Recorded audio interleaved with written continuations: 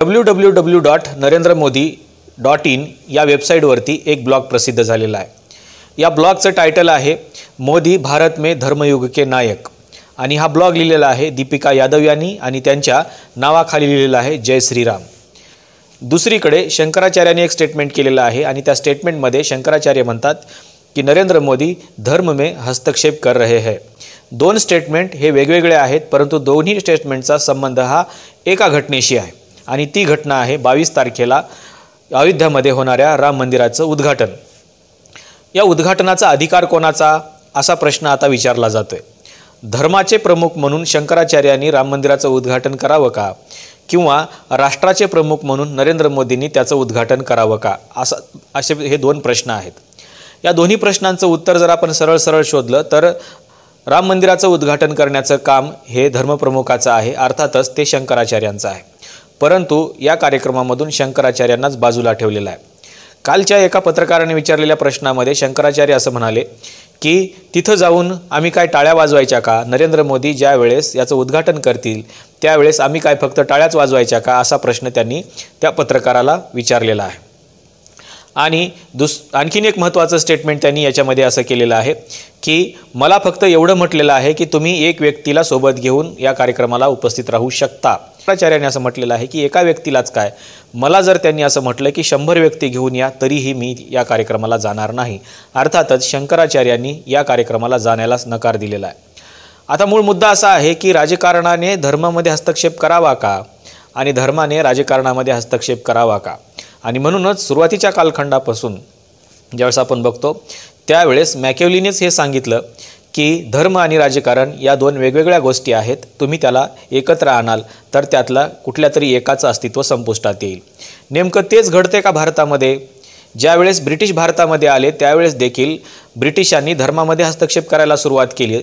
त्यावेळेस इथल्या लोकांना असं वाटलं की आता आपला धर्म संपतो की काय, आणि म्हणून त्यांनी ब्रिटिशांना अशी विनंती केली की तुम्ही धर्मामध्ये हस्तक्षेप करू नका।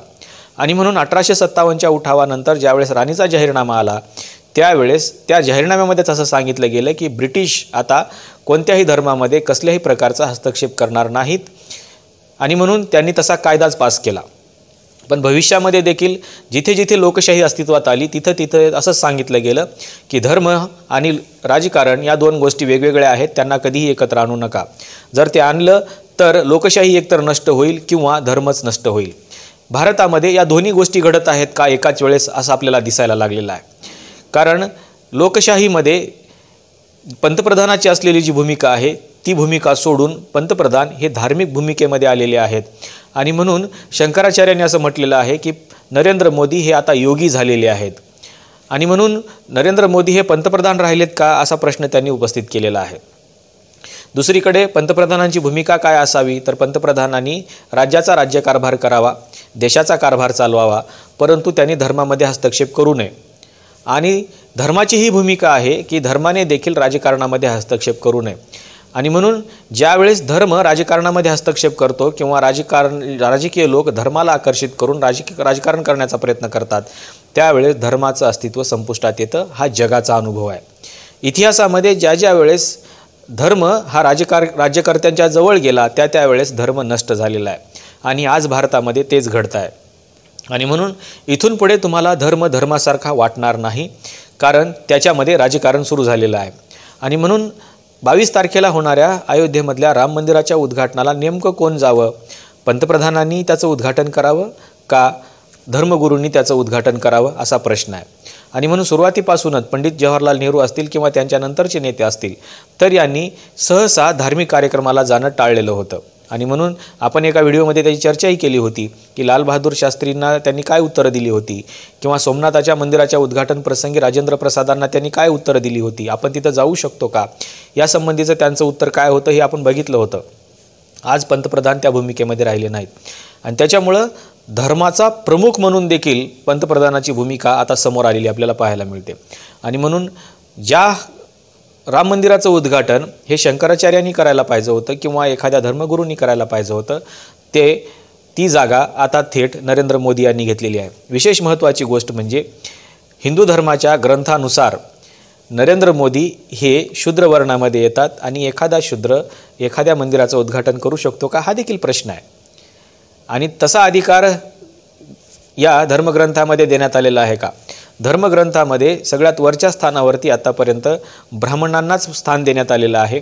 कुठलीही पूजा असेल, हिंदू धर्मीयांच्या घरामध्ये होणारी जी सत्यनारायणाची पूजा असेल, या सत्यनारायणाच्या पूजेचा मान देखील ब्राह्मणांचा आहे.